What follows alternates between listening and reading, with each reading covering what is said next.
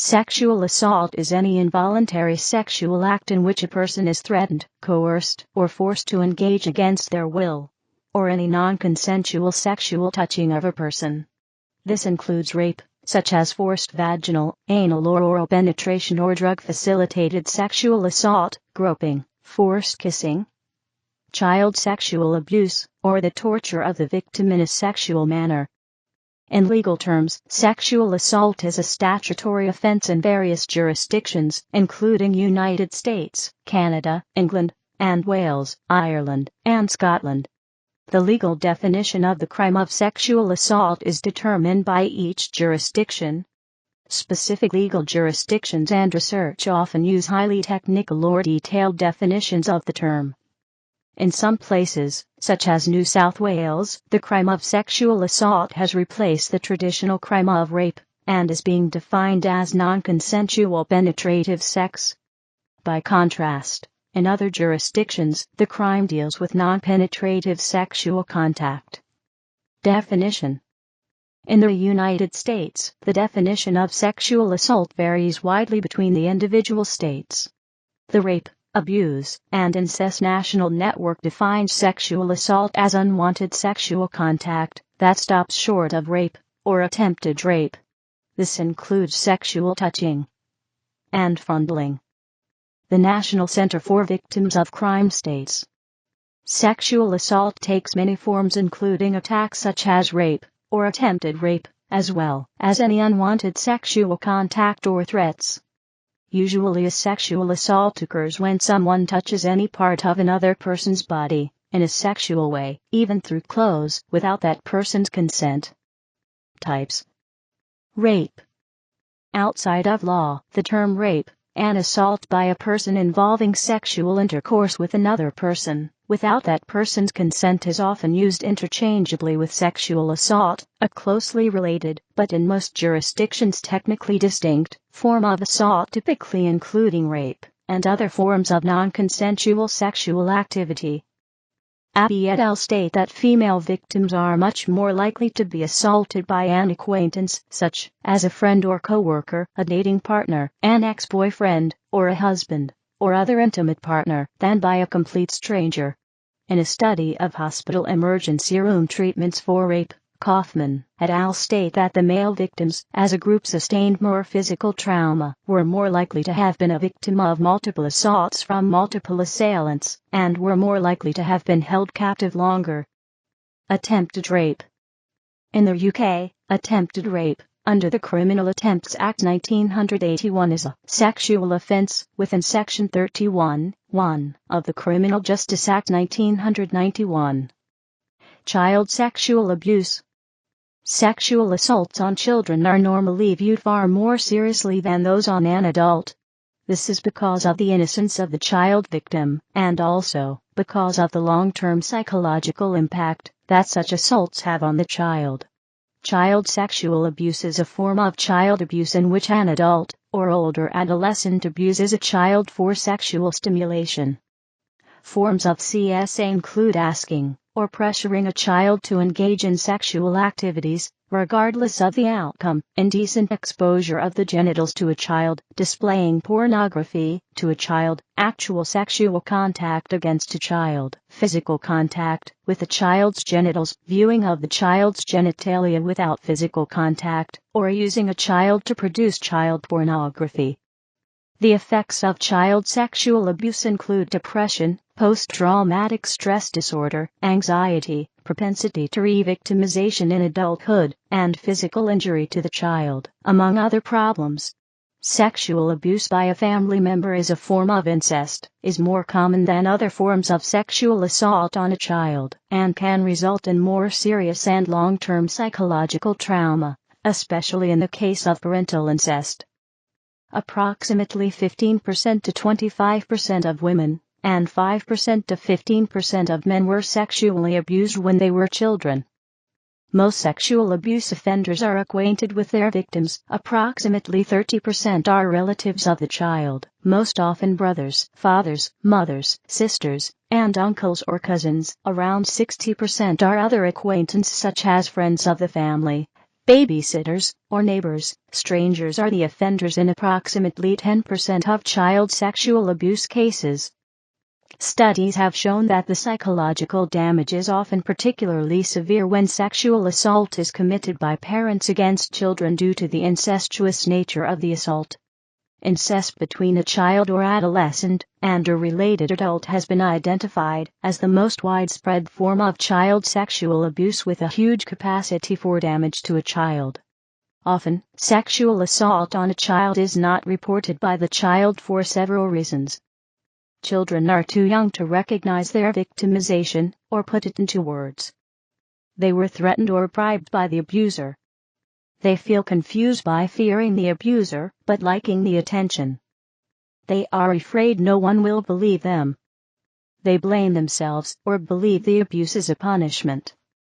They feel guilty for consequences to the perpetrator. Elderly sexual assault. Elder abuse. Elderly sexual assault is victimization of persons over the age of 60, most of whom suffer from decreased functionality, frailty, and weakness, and therefore are reliant on caretakers. Only 30% of people age 65 or older who are victimized report it to the police. The most common assailants are caretakers, adult children, spouses, and fellow facility residents. Signs that an elder is being assaulted include increased vaginal tearing, bleeding, bruising, infection, pelvic injury, soft tissue, or bone injury. Also, an altered mood might be an indication of sexual assault. These symptoms include extreme agitation, post-traumatic stress disorder, withdrawal, panic attacks, STDs, exacerbation of existing illness, sleep disturbances, longer recovery times. Sexual harassment.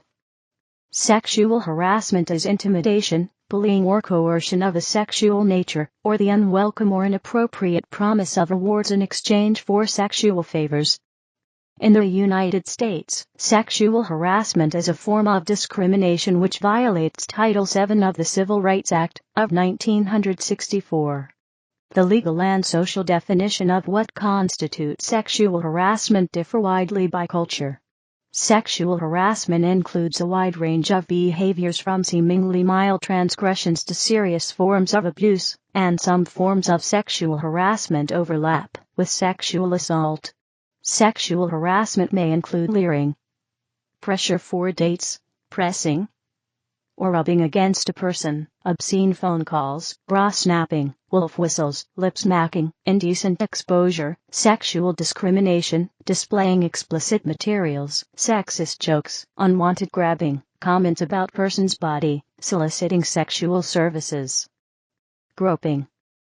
The term groping is used to define the touching or fondling of another person in a sexual way, including through clothing, using the hands without that other person's consent. Domestic violence. Domestic violence is a crime of power and intimidation. It relates highly to sexual assault. Not only can the abuse be emotional, physical, psychological, and financial, but it can be sexual. Some of the signs of sexual abuse are very similar to those of domestic violence. Emotional effects. Traumatic events such as rape and sexual assault have, aside from obvious physical traumas, profound long-term psychological effects on all victims, including, but not limited to, children who are assault victims. These include denial, helplessness, dislike of sex, anger, self-blame, anxiety, shame, nightmares, fear, depression, flashbacks, guilt, rationalization, mood swings, numbness, promiscuity, loneliness, social anxiety, difficulty trusting oneself or others, difficulty concentrating. Being the victim of sexual assault may lead to the development of post-traumatic stress disorder, addiction, major depressive disorder, or other psychopathologies. Family and friends experience emotional scarring, including a strong desire for revenge, a desire to fix the problem and or move on, and a rationalization that it wasn't that bad. Prevention.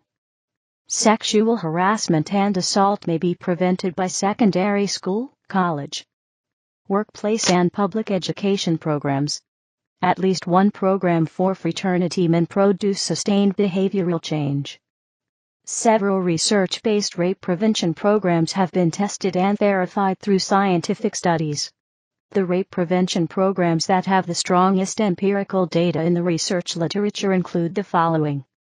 The Men's Program. The Men's Program, also known as the 1 in 4 program, was written by John Fubert.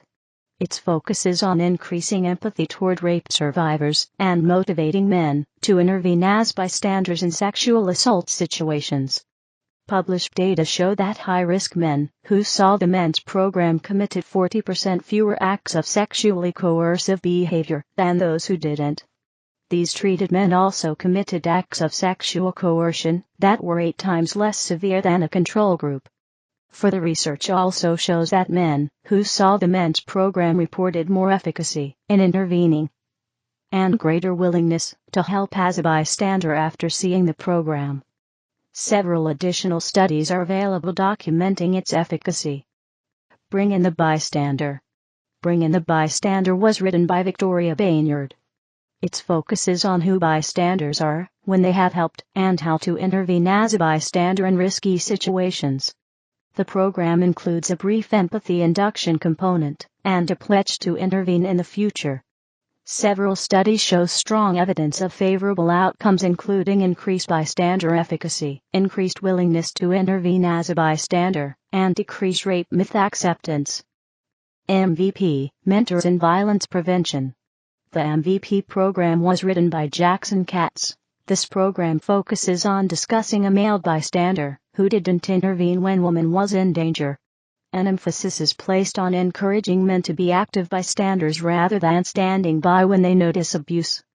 The bulk of the presentation is on processing hypothetical scenarios. Outcomes reported in research literature include lower levels of sexism and increased belief that participants could prevent violence against women. Green Dot. The Green Dot program was written by Dorothy Edwards. This program includes both motivational speeches and peer education focused on bystander intervention. Outcomes show that program participation is associated with reductions in rape myth acceptance and increased bystander intervention. The City of Calgary, CA, initiated a public education campaign aimed at potential perpetrators. Posters in bar bathrooms and public transit centers reminded men that it's not sex when she's wasted and it's not sex when he changes his mind. The campaign was so effective that it spread to other cities. The number of reported sexual assaults fell by 10% last year in Vancouver after the ads were featured around the city. It was the first time in several years that there was a drop in sexual assault activity. Prevalence. See also, Estimates of Sexual Violence. A United Nations report compiled from government sources showed that more than 250,000 cases of rape, or attempted rape, were recorded by police annually. The reported data covered 65 countries. United States. The U.S. Department of Justice's National Crime Victimization Survey states that on average there are 237,868 victims, age 12 or older, of sexual assault and rape each year. By these calculations, an American is sexually assaulted every 2 minutes. The victims of sexual assault. Age. 15% are under the age of 12. 29% are aged 12 to 17. 44% are under age 18. 80% are under age 30. 12 to 34 are the highest risk years. Girls ages 16-19 are 4 times more likely than the general population to be victims of rape, attempted rape, or sexual assault. By gender in 2003, 9 out of every 10 rape victims were women. 1 out of every 6 women have been victims of attempted, 2.8%, or completed, 14.8%, rape in their lifespan. 17.7 million women have been victims of attempted or completed rape. 3% of men have been victims of attempted or completed rape. 1 in every 10 victims of rape were male in 2003. In the U.S., 2.78 million men have been victims of sexual assault or rape. Effects: 3 times more likely to suffer from depression. 6 times more likely to suffer from post-traumatic stress disorder. 13 times more likely to abuse alcohol. 26 times more likely to abuse drugs. 4 times more likely to contemplate suicide. The reporting of sexual assault. On average, 60% of sexual assaults go unreported. Only 3% of rapists serve time in prison. The assailants, according to the U.S. Department of Justice 1997 Sex Offenses and Offenders Study. A rapist's age on average is 31 years old. 52% of offenders are white. 22% of rapists imprisoned report that they are married. Juveniles accounted for 16% of forcible rape arrestees in 1995, and 17% of those arrested for other sex offenses. In 2001, 11% of rapes involved the use of a weapon. 3% used a gun. 6% used a knife, and 2% used another form of weapon. 84% of victims reported the use of physical force only. According to the U.S. Department of Justice 2005 National Crime Victimization Study, about 2/3 of rapes were committed by someone known to the victim. 73% of sexual assaults were perpetrated by a non-stranger. 38% of rapists are a friend or acquaintance. 28% are an intimate. 7% are a relative. In the United States, several studies since 1987 have shown that 1 in 4 college women have experienced rape or attempted rape at some point in their lifetime. These studies are based on anonymous surveys of college women, not reports to the police, and the results are disputed. A 2006 report from the U.S. Department of Justice titled "The Sexual Victimization of College Women" reports that 3.1% of undergraduates survived rape or attempted rape during a 6 to 7 month academic year, with an additional 10.1% surviving rape prior to college, and an additional 10.9% surviving attempted rape prior to college. With no overlap between these groups, these percentages add to 24.1%. Or 1 in 4. Koss, and Wisniewski published a study in 1987 where they interviewed approximately 6,000 college students on 32 college campuses nationwide. They asked several questions covering a wide range of behaviors.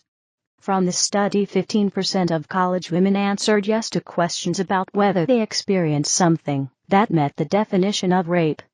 An additional 12% of women answered yes to questions about whether they experienced something that met the definition of attempted rape, thus the statistic 1 in 4. A point of contention lies in the leading nature of the questions in the study conducted by Koss, and Wisniewski. Koss herself later admitted that the question that had garnered the largest rape result was flawed and ultimately rendered the study invalid. Most prominently, the problem was that many respondents who had answered yes to several questions had their responses treated as having been raped. The issue being that these same respondents did not feel they had been victimized and never sought redress for grievances. The resultant change shows a prevalence of only 1 in 22 college women having been raped or attempted to be raped during their time at college. In 1995, the CDC replicated part of this study. They examined rape only and did not look at attempted rape. They found that 20% of approximately 5,000 women on 138 college campuses experienced rape during the course of their lifetime. Had they asked about attempted rape, it is surely likely that they would have reached the 1 in 4 proportion. Other studies concerning the annual incidence of rape, some studies conclude an occurrence of 5%. For example, Muller-Crowe, Dowdall, Koss, and Weschler, 2004. Found in a study of approximately 25,000 college women nationwide that 4.7% experienced rape or attempted rape during a single academic year. This study did not measure lifetime incidence of rape or attempted rape. Similarly, Kilpatrick, Resnick, Ruggiero, Konashanti, and Macaulay, 2007, found in a study of 2,000 college women nationwide that 5.2% experienced rape every year. Other research has found that about 80,000 American children are sexually abused each year. It has been estimated that 1 in 6 American women has been, or will be sexually assaulted during her life. Largely because of child and prison rape, approximately 10% of reported rape victims are male. By jurisdiction. Canada.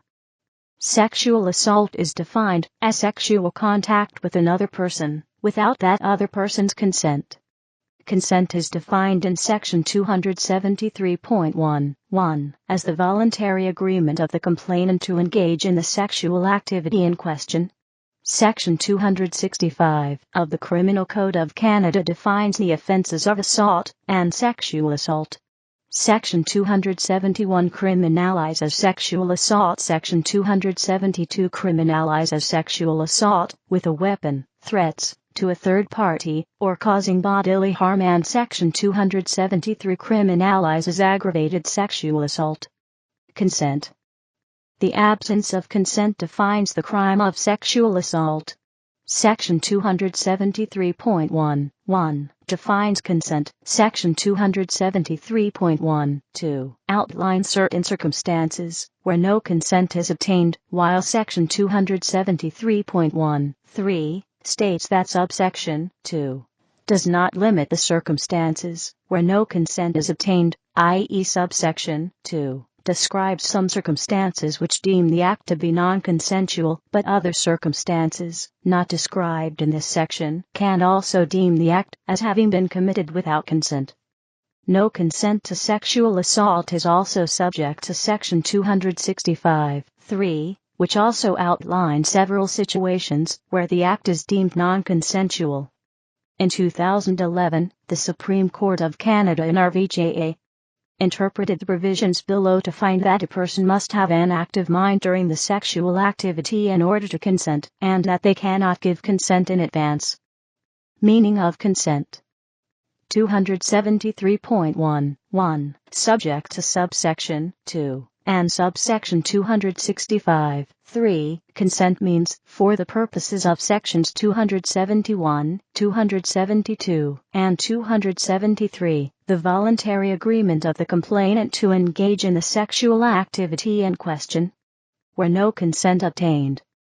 2. No consent is obtained, for the purposes of sections 271, 272, and 273, where a. the agreement is expressed by the words or conduct of a person other than the complainant, b. the complainant is incapable of consenting to the activity, c. the accused induces the complainant to engage in the activity by abusing a position of trust, power, or authority, d. the complainant expresses, by words or conduct, a lack of agreement to engage in the activity, or e. the complainant, having consented to engage in sexual activity, expresses, by words or conduct, a lack of agreement to continue to engage in the activity. Subsection 2. Not limiting. 3. Nothing in subsection 2 shall be construed as limiting the circumstances in which no consent is obtained. Section 265(3). Consent. 3. For the purposes of this section, no consent is obtained where the complainant submits or does not resist by reason of a. the application of force to the complainant, or to a person other than the complainant, b. threats or fear of the application of force to the complainant, or to a person other than the complainant, c. fraud, or d. the exercise of authority. In accordance with 265(4), an accused may use the defense that he believed that the complainant consented, but such a defense may be used only when a judge, if satisfied that there is sufficient evidence, and that, if believed by the jury, the evidence would constitute a defense, shall instruct the jury, when reviewing all the evidence relating to the determination of the honesty of the accused's belief, to consider the presence or absence of reasonable grounds for that belief. Furthermore, according to Section 273.2b, the accused must show that he took reasonable steps in order to ascertain the complainant's consent. Also 273.2a states that if the accused's belief stems from self-induced intoxication, or recklessness, or willful blindness, then such belief is not a defense. 265.4. Accused's belief as to consent. 4. Where an accused alleges that he believed that the complainant consented to the conduct that is the subject matter of the charge, a judge, if satisfied that there is sufficient evidence, and that, if believed by the jury, the evidence would constitute a defense, shall instruct the jury, when reviewing all the evidence relating to the determination of the honesty of the accused's belief, to consider the presence or absence of reasonable grounds for that belief. Where belief in consent not a defense. 273.2 It is not a defense to a charge under Section 271, 272, or 273, that the accused believed that the complainant consented to the activity that forms the subject matter of the charge, where the accused's belief arose from the accused's I. self-induced intoxication, or I. recklessness or willful blindness, or b. the accused did not take reasonable steps, in the circumstances known to the accused at the time, to ascertain that the complainant was consenting. South Africa. The Criminal Law, Sexual Offenses, and Related Matters Amendment Act created the offense of sexual assault, replacing a common law offense of indecent assault. Sexual assault is defined as the unlawful and intentional sexual violation of another person, without their consent. The Act's definition of sexual violation incorporates a number of sexual acts, including any genital contact that does not amount to penetration, as well as any contact with the mouth designed to cause sexual arousal. Non-consensual acts that involve actual penetration are rape rather than sexual assault. Unlawfully and intentionally inspiring the belief in another person that they will be sexually violated also amounts to sexual assault.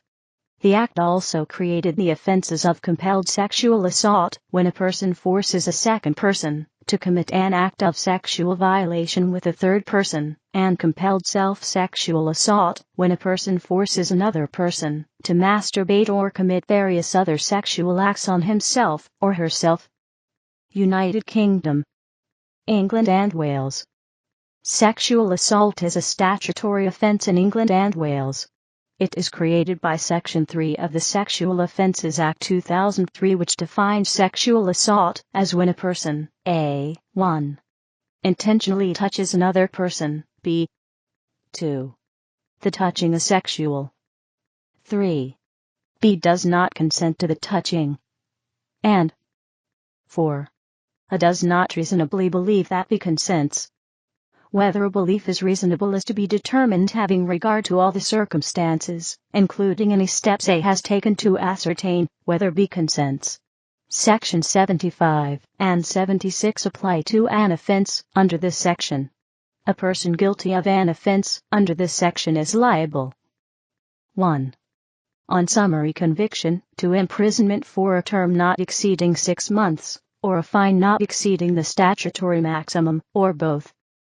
2. on conviction on indictment, to imprisonment for a term not exceeding 10 years. Consent. Section 74 of the Sexual Offences Act explains that a person consents if he agrees by choice and has the freedom and capacity to make that choice. Section 75 clarifies what consent means. 75 Evidential presumptions about consent. 1. If in proceedings for an offense to which this section applies it is proved: a. that the defendant did the relevant act, b. that any of the circumstances specified in subsection 2 existed, and c. that the defendant knew that those circumstances existed, the complainant is to be taken not to have consented to the relevant act, unless sufficient evidence is adduced to raise an issue as to whether he consented, and the defendant is to be taken not to have reasonably believed that the complainant consented unless sufficient evidence is adduced to raise an issue as to whether he reasonably believed it.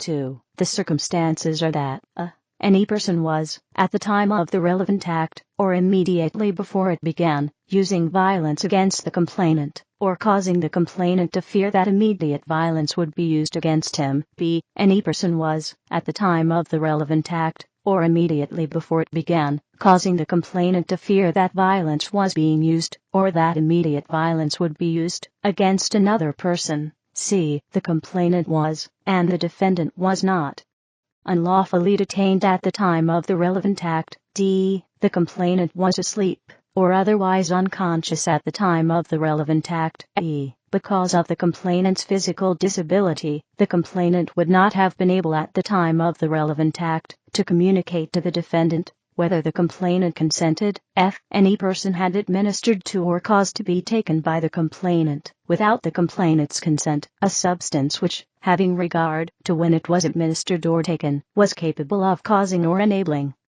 the complainant to be stupefied or overpowered at the time of the relevant act.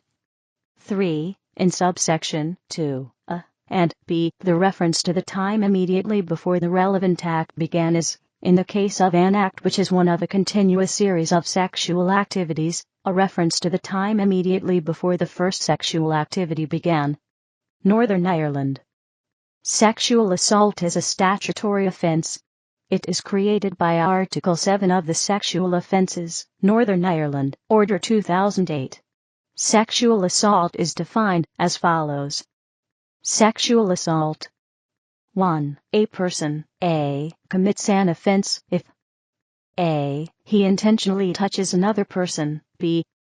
The touching is sexual. C. B does not consent to the touching.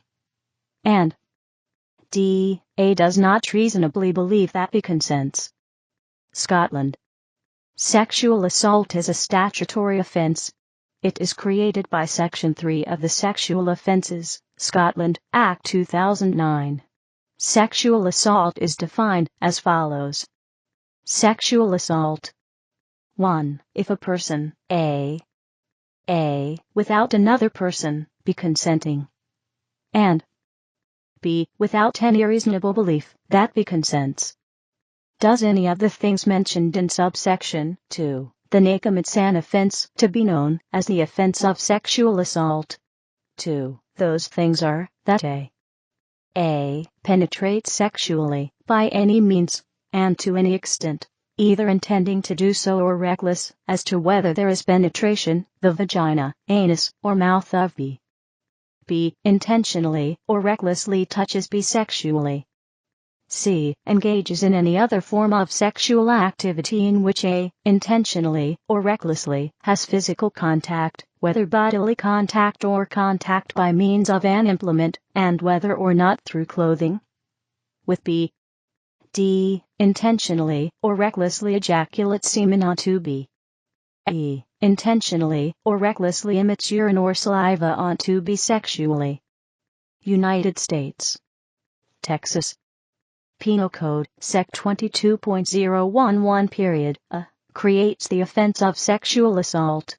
It reads, A person commits an offense if the person 1. Intentionally or knowingly A. causes the penetration of the anus or sexual organ of another person by any means, without that person's consent.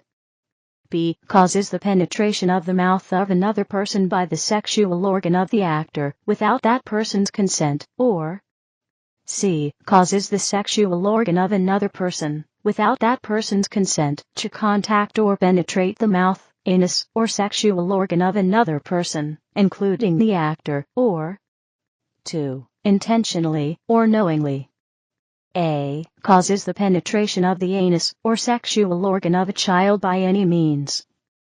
B. causes the penetration of the mouth of a child by the sexual organ of the actor.